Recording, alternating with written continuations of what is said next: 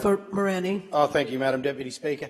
I'd just like to say, back in the early days when I was about 20 years old, which isn't so long ago, there was 58 boats in Mackay area, and about 5 of those boats actually specialised in Spanish mackerel fishing. I find it very difficult to understand how there's a stock assessment that's been done. Most of these boats were never on the logbook system. So as we went further forward, the actual fishing industry turned into trout and live fisheries, and most of that live fishery didn't include Spanish mackerel. The people that actually went and caught trout and caught other fish actually were not interested in Spanish mackerel because they weren't worth anything as far as the other fish were concerned and the boats were set up for. So the stock assessment really concerns me. It goes back to 1912, and I don't even know if there was a 4225D made by Mustard back then, or even a freezer on a boat to be able to understand what actual bringing in Spanish mackerel in 1912 looked like. So it makes it very difficult to understand. Another thing is, Spanish mackerel aren't easy to catch. It is a really specialist sort of industry in the fishing game. You need to know what you're doing. You need to understand when they're going to be there, where they're going to be. They move from the outer reef to the inner reef to the islands. When they're smaller in their size, they go around the actual islands. They're different fish all the time as they grow through their whole process of life. And I find it so unreal that we can come in and we can do a stock assessment on such a very little known about fish. I know there's been times that they've said, yep, you know, all this VMS and all the data that comes in, there's not a lot of fish coming through with Spanish mackerel. There isn't, because no one's catching them. No one wants to catch them. They're all catching the fish that everyone wants to eat that's worth money, and that's the trout, the red emperor, the nanagai, the reef fish, the red throat. People like Kevy Milkins, people like Eddie Clark and Robbie Hewlins that fished Born Free, and they had also the Wayward Wind boats. They fished on their own. They didn't take a lot of Spanish because they couldn't handle them. And they didn't fish with other people because other people actually scared the fish away because they knew how to handle them.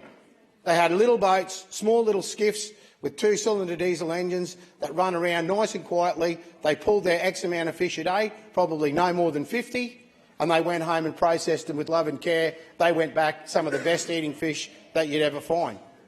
The stock assessments can't be right because there's no actual information over those 58 boats and the small percentage that actually catch them out of all the quota that was actually arranged by the government. It's totally sustainable. Just last year, Wally Fizzler and Chris McNamara, it took them 4 weeks to catch what they usually take 6 months to catch.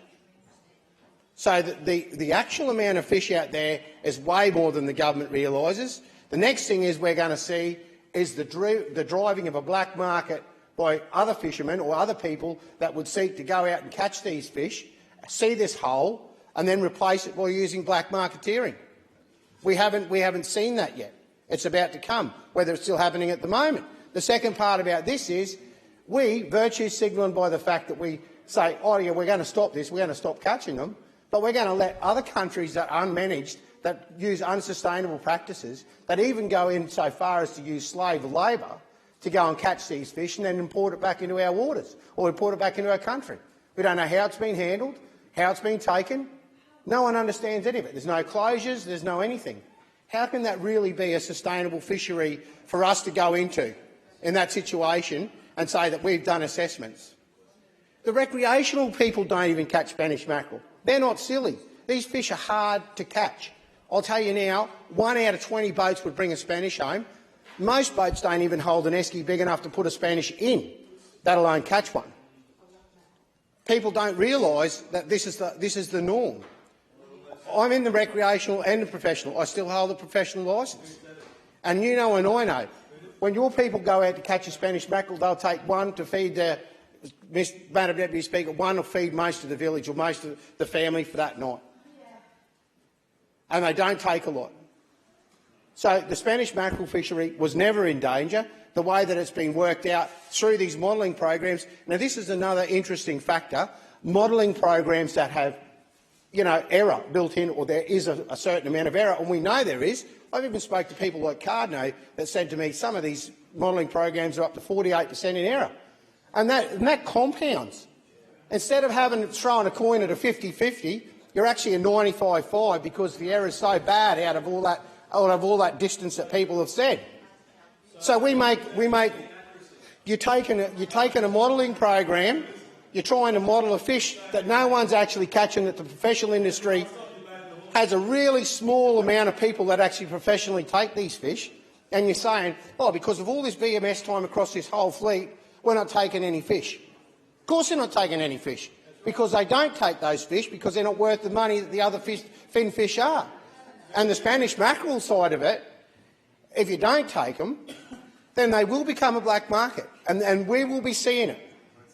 It's just a shame that the government doesn't understand this outcome, and that's the way it's going to be.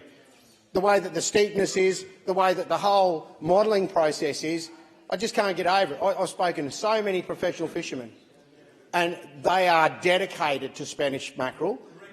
Go and find out how many fish they catch, because they are the people that know exactly what it is. They actually look after them. They try not to go to where they actually are, like places like Rib and Keeper in Townsville, that actually hold the spawning processes. They don't want to take them because they want to get it better for themselves.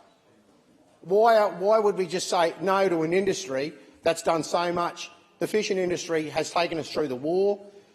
It keeps us away from all, the dependency of other countries, and it also keeps us away from, the food security that we always should have. And I thought the UN said that we should never back off on food security and have a situation where we take away from that.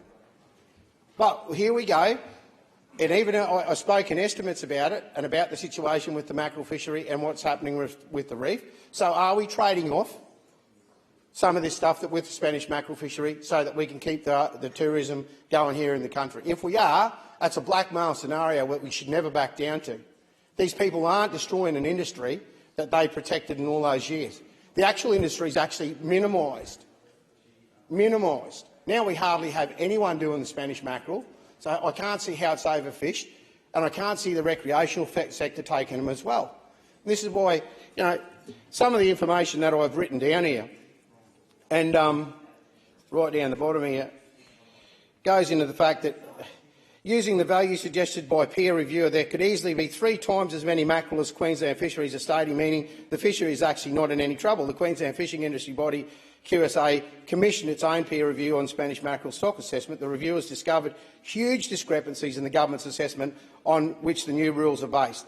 The report concludes, we find that the model shows signs of misspecification with residual trends in the Deagle CPEU catch per unit effort, time series, age structure and length composition data, biased, apparent in the estimated growth curve and instability in model fits and the likelihood profiles. It is on the basis of these faulty models that Fisheries Queensland has decided to cut the total allowable catch for professional fishers from 578 tonne this year to just 165 tonne 23-24. Guesstimates and unverified assumptions are not how our fisheries resources should be managed, Madam Deputy Speaker.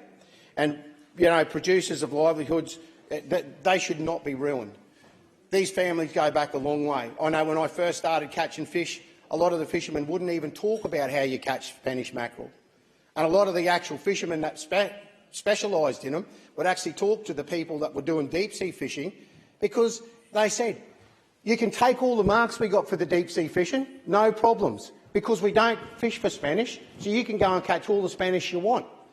That's what the professional deep-sea fishermen used to say to the Spanish fishermen. I was there standing on the wharf with Jimmy Edwards when we were given the marks over.